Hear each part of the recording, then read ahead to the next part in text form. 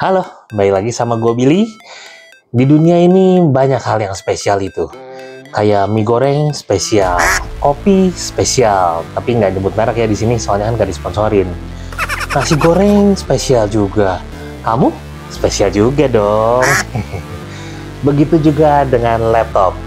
Laptop juga ada yang spesial walaupun not for everyone, tapi yang satu ini special limited edition.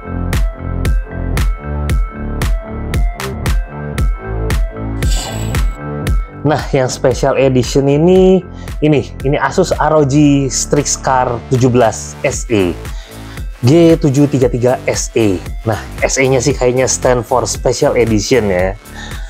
Nah, sebenarnya sih dulu gue udah pernah bikin video yang mirip-mirip lah sama yang satu ini.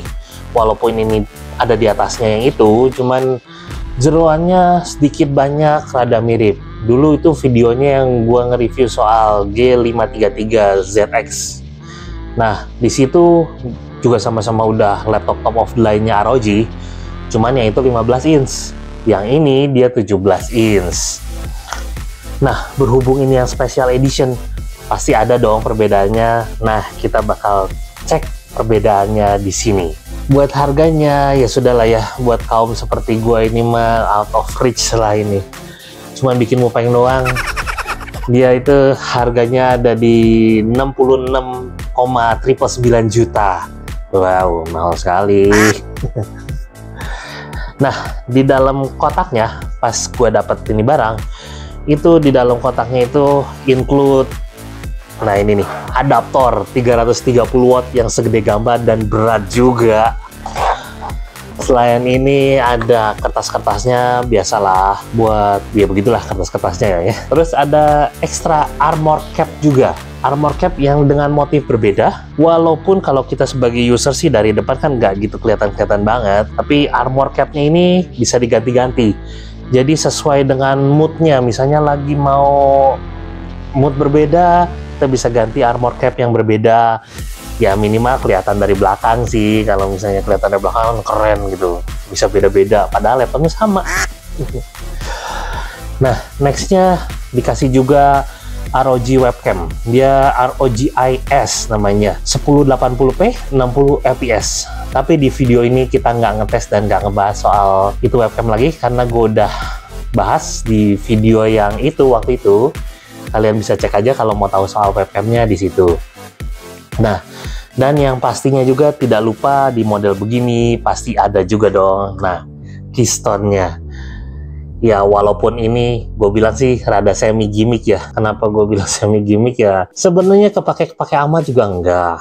Tapi kan keren juga kalau ada. Dan kalaupun ini mau dipakai, jadi katanya ini tuh yang pertama fungsinya buat nge-store profile kalian.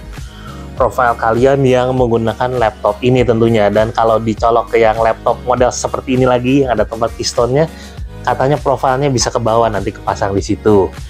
Ya seperti itu aja sih. Sama yang pasti yang berguna juga, dia bisa membuka shadow drive namanya, yaitu storage rahasia buat nyimpen file-file dan video-video lucu ya. Bisa tuh. Jadi kalau misalnya ininya kalian cabut, aman, nggak bakal kelihatan hilang seperti sulap. Oke, di bagian bawahnya sih udah kayak standarnya laptopnya Strix zaman sekarang ya. Jadi seperti gini gitu, teksturnya begitu dan desainnya seperti itu. Sama sih, dari kemarin gue bahas beberapa laptop Strix juga kayak begitu. Nah, di bagian atasnya ada motif keren yang seperti biasa dia membelah diagonal gitu. Di sebelah sisinya dia jadi ada motif-motif keren sih ini. Unik, desain-desainnya itu futuristik gimana gitu. Sedangkan si matanya dia ada rada mengkol sedikit di sebelah kanannya. Dan dia udah pastinya RGB juga lah ya. Di bagian sisi depannya, ini seperti biasa. Tuh, ada lampu diskonya. Seperti biasa lah ya, khasnya si Strix pakai lampu disco. Di sebelah kanannya, bagian sisi kanan sih nggak ada apa-apa. Dia cuman ada buat exhaustnya doang, sama untuk keystone-nya. Desainnya bersih. Buat kita-kita yang kagak kidal, memang enak seperti ini. Jadi di kanannya tuh kosong. Nggak ada rintangan kalau kita menggunakan mouse gitu, bebas bergerak lah jadinya, nggak takut nubruk port kan, nanti takut rusak kalau ada yang colok gitu. Selain itu port-portnya ada di belakang dan di kirinya. Nah, kita mulai dari yang bagian kirinya dulu. Itu di situ portnya ada 2 USB Type A, 3.2 Gen 1, dan combo audio jack juga. Simple aja, dikit aja di kiri. Sisanya ada di belakang semua. Nah, yang di belakang ini pertama kita dari Thunderbolt 4. Dia udah support DisplayPort dan juga compatible dengan USB 4. Berikutnya USB Type-C 3.2 Gen 2. Dia support DisplayPort juga. Juga yang satu ini support power delivery sampai 100 watt. Tapi ya chargernya mah nggak di-include ya, kalian beli sendiri. Masa udah mampu beli laptop kayak begini nggak bisa beli charger yang 100 wattnya? Itu jauh lebih murah. Berikutnya colokan HDMI 2.1. Berikutnya RJ45 yang 2,5 GB LAN. Dan terakhir power cord, pastinya lah ya. Sekalian juga bicara soal connectivity, dia itu sudah menggunakan Wi-Fi 6E. Adalah ya Wi-Fi paling tinggi yang ada saat ini. Nah, untuk layarnya dia menggunakan IPS level 17,3 inch. Ya, sebenarnya fitur-fiturnya sih mirip sama yang standar ya. Cuman yang standar yang itu kan 15 inch, yang gua ada review, yang ini 17 inch. Buat resolusinya sendiri dia WQHD, yang mana dia 2K display. Dan buat aspek rasionya juga dia 16:9. Anti glare display. Dan yang pastinya ini keren, DCI P3-nya 100%. Mantep. Refresh rate juga dia ada di 240 Hz dan 3 millisecond response time. Adaptive Sync dan juga sudah ada pastinya sih semua ROG sekarang sudah ada Max Switch-nya juga dan Optimus, dan sudah support Dolby Vision HDR juga di sini. Buat speakernya dia sudah certified Dolby Atmos. Suaranya sih ya udah nggak perlu diraguin lagi lah ya, nggak perlu dibahas lagi, udah paling cakep dah. Pokoknya ini udah enak banget. Ya kalian tau lah dari dulu-dulu. Kemarin-kemarin nih gue ngebahas laptop ROG itu, laptopnya Asus, kualitas suaranya seperti apa ya, seperti begitu, levelnya mantap. Nah, yang ini dia sama-sama menggunakan 4 speaker Smart M, 2 menghadap ke bawah, 2 lagi menghadap ke user di depan sini. Dan ada juga two-way AI noise cancellation, jadi buat in sama outnya kualitas suaranya bisa lebih jernih. Buat keyboardnya sendiri ini udah standarnya laptop Strix ROG, jadi desain keyboardnya layoutnya seperti ini, tombol power jelas dilepas lagi, maksudnya terpisah tombol powernya. Ada juga tombol shortcut di atasnya sini, dan yang gua suka lagi ini tuh full size keyboard, mantep. Gua demen, I love numpad. Dipakai ngetik udah pasti enak banget ini, udah nyaman banget lah buat dipakai ngetik. Dan dia juga perki RGB biar ngegamenya bisa makin hebat. Apa hubungannya coba? Dan untuk trackpadnya sendiri dia sudah cukup luas dan nyaman banget digunakan dengan Windows Precision Driver pastinya. Dan untuk motifnya sendiri di bagian keyboardnya ini ada yang garis pembelah diagonal sama seperti di punggung layarnya. Dan di satu sisinya itu yang di belah diagonal itu dia menggunakan plastik transparan yang rada blur-blur gitu deh. Jadi kelihatan walaupun nggak terlalu jelas bagian dalamnya tuh kelihatan mechanical-mechanicalnya, engsel-engselnya, support besi-besinya, keren sih model seperti ini. Nah, buat yang special limited edition ini, spesialnya tuh ada di bagian jeroannya. Yang mana kalau yang dulu gue udah pernah review kan dia memang menggunakan i9 juga, tapi menggunakan seri H.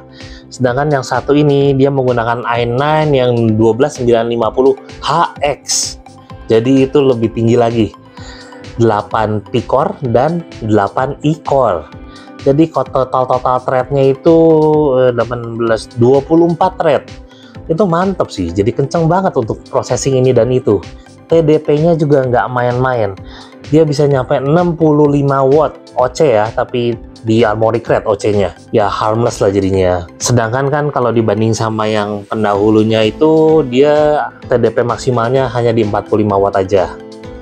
Nah, dengan model CPU kayak begini nih, kalau kita tes menggunakan Cinebench R23 10 kali seperti biasa, dia rata-rata hasilnya ada di 22 ribuan. Sedangkan yang kemarin itu cuma di 18 ribuan aja. Jadi memang CPU HX ini ya memang nggak kaleng-kaleng, karena memang terlihat kan jauh lebih powerful juga. Mungkin selain dari itu juga didukung oleh cooling yang mantap juga sih di sini. Buat RAM bawaannya dia menggunakan 2 x 16 GB, yang mana dia sudah dual channel pastinya, DDR5 4800 MHz, bisa di up juga up to 64 GB. Ya laptop gaming lah ya. GPU juga berbeda, walaupun sama-sama menggunakan RTX 3080 Ti, tapi yang satu ini tab DP-nya itu bisa nyampe 175 watt, nggak main-main. Sedangkan kan yang versi standarnya dulu itu dia mentok di 150 watt aja. Perbedaan segitu akan memberikan hasil yang berbeda juga. Makanya pas kita tes menggunakan 3D Mark Time Spy, dia dapat skornya di 13.798, yang mana model standarnya itu skornya di 12.392.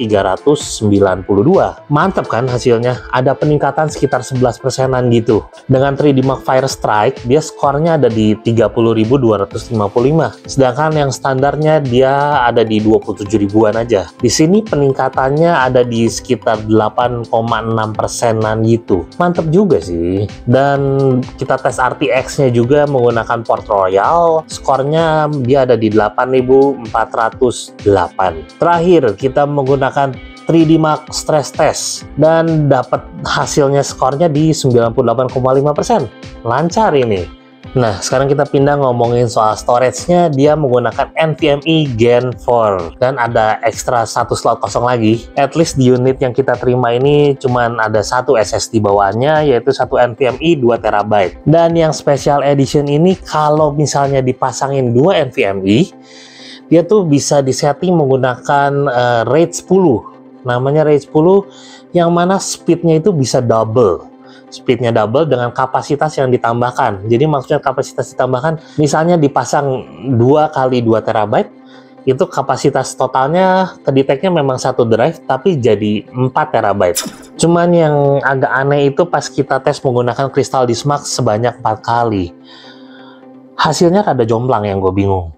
Jadi read-nya itu bisa nyampe 7 ribuan, tapi terkadang drop juga sampai 3 ribuan. Entah errornya kenapa, ya mungkin ini PR-nya Asus ya buat menstabilkan hal itu, supaya jangan drop-drop. Walaupun sebagai user sih nggak gitu berasa bedanya, tapi kan kalau dicek menggunakan benchmark ada drop-drop gini, takutnya bisa menyebabkan masalah ke depannya. Tapi untuk write-nya sendiri, dia cukup stabil di 5100-an. Buat testing benchmarknya, seperti biasa kita menggunakan Final Fantasy 14 Endwalker, yang mana kita pasang di resolusi 1080 dengan settingan maksimum. Hasilnya itu extremely high dengan skor 25.648. Sedangkan yang standar dulu itu skornya di 22 ribuan aja.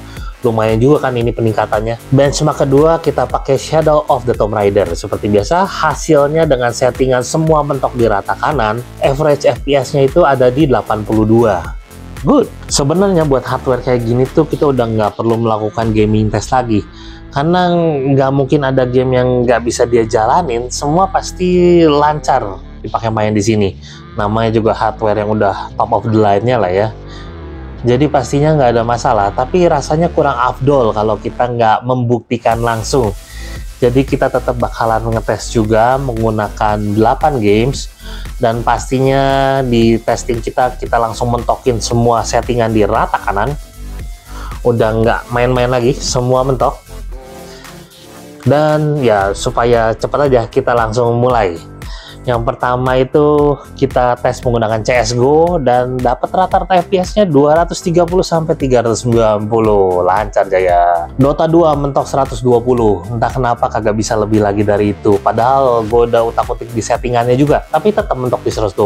Final Fantasy 15 dapat di 60 sampai 120 mentok ini FPS-nya. 60-nya jarang-jarang lah. Nah, Genshin udah pasti lah ya mentok di 60. Kalau bisa lebih sih dia pasti lebih. Valorant nggak usah ditanya lagi. Dia nyampe 300 FPS sampai 450. Lancar jaya ini. Musuhnya belum nongol udah ketembak mati. Game Control bisa dapat di 70-an sampai 90 FPS. Jadi nggak ada masalah ini main game AAA. Metro Exodus juga demikian. Dapat 70 sampai 110 FPS. Lancar jaya kan tuh dipakai mainnya. Terakhir kita pakai game baru yang mana ini katanya si Genshin Killer. Ini Tower of Fantasy. FPS-nya bisa sampai dari 80 mentok ke 120 karena memang di settingannya mentok di 120. Right? tidak ada game yang tidak bisa dia mainkan. Semua sangat lancar jaya dimainin di settingan yang sudah paling mentok. Enak banget, kita tes kalian juga buat content creation. Nah, kita pakai Filmora seperti biasa buat render video 8 menit 44 detik, 1080p 30 fps. Dia perlu waktu rendernya itu 5 menit 28 detik aja. Kita tes juga pakai Blender Scene BMW seperti biasa dan bisa beres dalam waktu 1 menit 55 detik. Ya 2 menitan lah ya, kurang dikit. Lancar banget, apalagi dengan layar yang udah seperti ini pasti enak banget kalau dipakai content creation. Mandangnya enak, nyaman buat mata, mantap lah pokoknya. Nggak lupa juga skor dan semua pengujian tadi bisa lancar ya. Selain karena CPU-nya yang udah di seri HX, dia juga didukung dengan sistem cooling yang udah luar biasa. Udah nggak main-main lagi sistem coolingnya di sini. Pastinya yang satu ini sudah menggunakan thermal grizzly liquid metal, jadi heat transfernya itu udah bagus, dan dia juga disupport menggunakan vapor chamber, jadi pendinginannya tuh bisa semakin sempurna lagi. Adem, memang sih pas kita tes-tes selama dipakai main, selama dipakai pengujian tuh anget-anget doang, nggak berasa panas yang mengganggu gimana gitu. Nyaman lah. Buat baterainya dia menggunakan yang 90 Wh.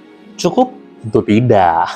Pas kita tes menggunakan YouTube Playback, nonton video di YouTube, nah dan tingkat kecerahannya itu 100%, dia bisa ngecover 1 jam 44 menit. Ya nggak lama-lama banget juga sih. Ini dari 100% turun sampai tinggal sisa 10%. Tapi untuk consideration, saat pengujian itu kita menggunakan mode performance, tetap nggak kita ubah. Namanya juga laptop gaming lah ya. Jadi kita tetap pakai di mode itu, bukan silent. Gua rasa sih ini kalau misalnya menggunakan mode silent dan tingkat kecerahan cuma 50% atau bahkan di bawah itu, pastinya dia bisa lebih tahan lama lagi, nggak segini doang. Tapi kalau namanya mau dipakai game sih ya udahlah ya, dicolok aja. Supaya performanya juga maksimal.